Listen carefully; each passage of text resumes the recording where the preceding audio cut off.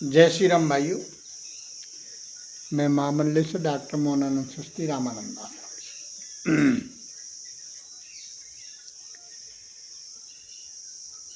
प्रश्न है, आत्मा को कितने नामों से जाना जाता है और आत्मा क्या है?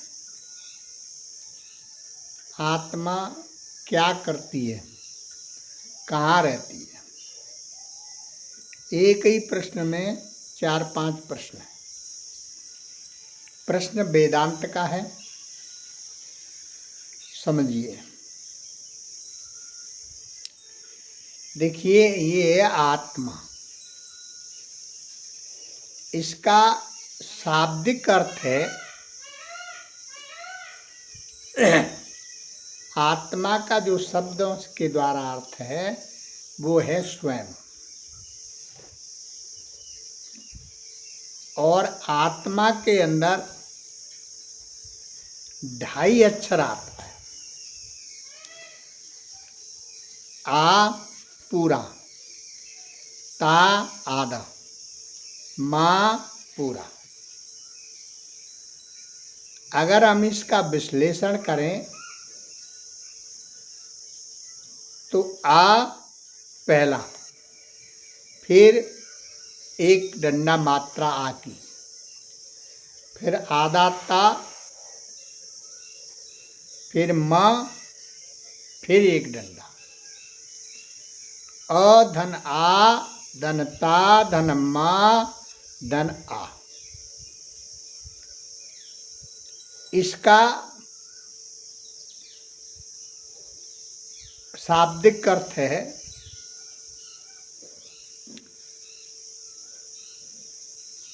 अ माने जो प्रकट होता है, जो संसार में आता है और जाता है, जिसका आकार है। आ का मतलब है जिसका आकार है। अब आकार तो किसी का भी हो सकता है, जड़ का भी, चेतन का भी, और भगवान भी अवतार लेकर के आकार में ही आता है। अब ता और आधा बड़ा आ। बड़े आ का मतलब है आकाश्यते बृहदा, यानी बहुत बड़े से बड़ा है, बृहदात बृहद है, और सूक्ष्म अति सूक्ष्म है। ये आत्मा का ही विश्लेषण है। आत्मा अति सूक्ष्म है और इतनी बृहदाकार है कि सर्वोपादिष्टे उपनिहो याह, यानी सब में जो प्रोया हुआ है, सब में जो है, उपस्थित है, उसका नाम आत्मा है। अब आया आधा ता। ता माने जो जितने भी तन हैं यानी शरीर हैं, उन शरीर के अंदर आत्मा है। और बगैर आत्मा के वो शरीर रह ही नहीं सकता। बगैर आत्मा के वो शरीर कुछ काम कर ही नहीं सकता।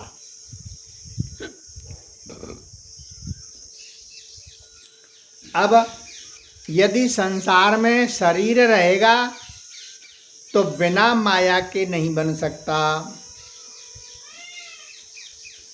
दर्शते पश्यते कथ्यते अनया इति माया, वो मायाकृत ही रहेगा। संसार का स्वरूप ही मायाकृत है, शरीर भी मायाकृत है। जो देख रहे हो, सोच रहे हो, खा रहे हो, पी रहे हो, बोल रहे हो, सुन रहे हो, वो सब मायाकृत ही है। ये सब इसकी गणना संसार में की जाती है।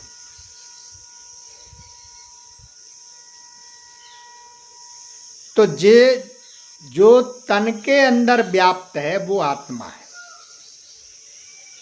जो व्यापक है वो आत्मा है, जो बहुत सूक्ष्म है वो आत्मा है। सूक्ष्म कितनी है कि अंगुष्ठ के बराबर बताया उसको, यानी ये यहां से और इतना, ये अंगुष्ठ होता है, इतनी बड़ी आत्मा है, इतनी सूक्ष्म है। कहाँ ढूंढोगे? और इतनी व्यापक है कि ये सब जितना है सबके अंदर है। जिस प्रकार से समुद्र होता है उसमें सारी 900 नदियां उसमें ही चली जाती हैं और कभी बढ़ता नहीं कभी घटता नहीं। ठीक उसी प्रकार से पूरे संसार का दृश्य वर्ग, पूरे संसार के प्राणी मात्र उस आत्मा के अंदर ही विराजमान है, इतनी व्यापक है। और सूक्ष्म इतनी है कि अंगुष्ठ के बराबर है। अब दूसरा आया कि वो रहती कहाँ है। अरे भाई वो तो सब जगह रहती है।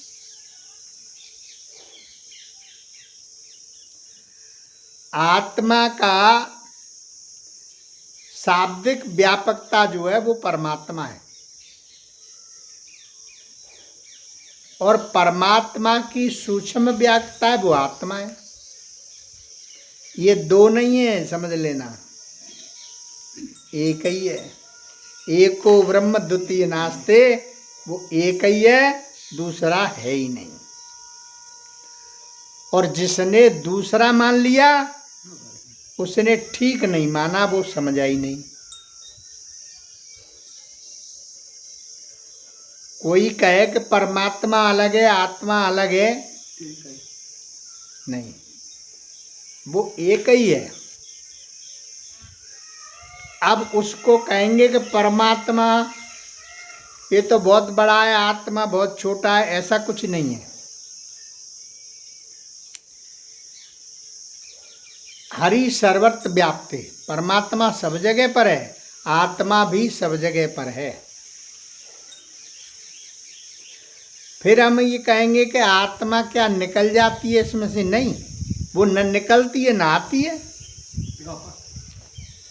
वो न निकलती है न आती है।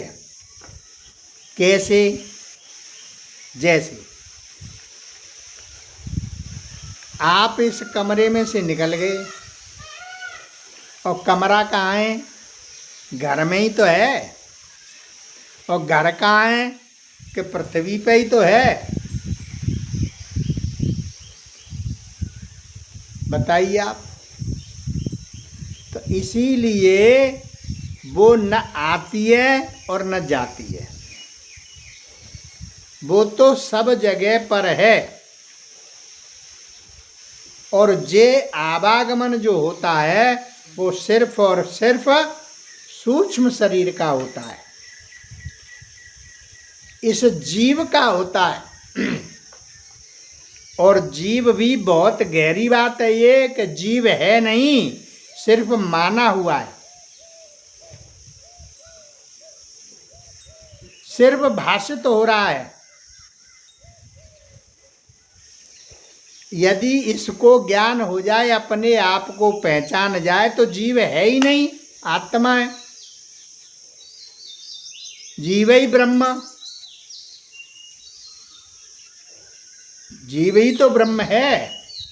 जब तक नहीं समझ रहा है अपने को तब तक वो जीव है, और समझ गया तो फिर जीव नहीं है।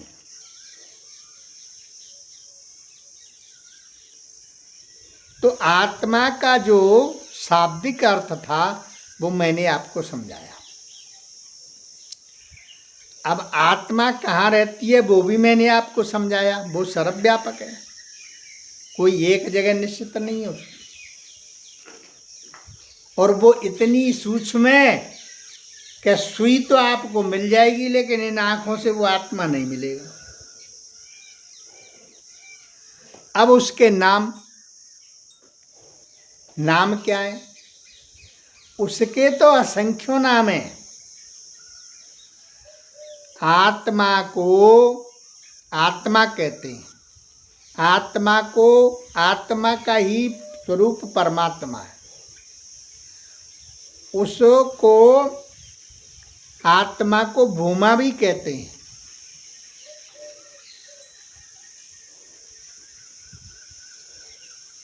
भूमा जो है वो आत्मा है। स्व जो है वो भी आत्मा ही है। कहते हैं ना, स्व में स्थित हो जाओ, यानी अपने आप में स्थित हो जाओ। अब वो स्व कहाँ मिलेगा? वो स्व कहीं बाहर नहीं है, कहीं तीर्थ में नहीं है, कहीं मंदिर में नहीं है,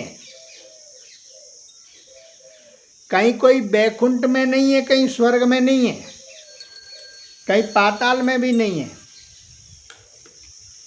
वो अपने आप में। अब उसको हम प्राप्त कैसे करेंगे, उसकी खोज कैसे करेंगे? उसकी खोज सिर्फ और सिर्फ गुरु के सानिध्य में होगी, सिर्फ और सिर्फ महापुरुष के सानिध्य में होगी, सिर्फ और सिर्फ संत के सानिध्य में होगी। जिस प्रकार से एक राजा ने एक प्रश्न डाल रखा था और वो सबसे ये प्रश्न पूछता था, तो मैंने आत्मा का तो आपको विश्लेषण बताया। इसके आगे का दूसरे उसमें एपिसोड में बताता हूँ। जय श्री राम।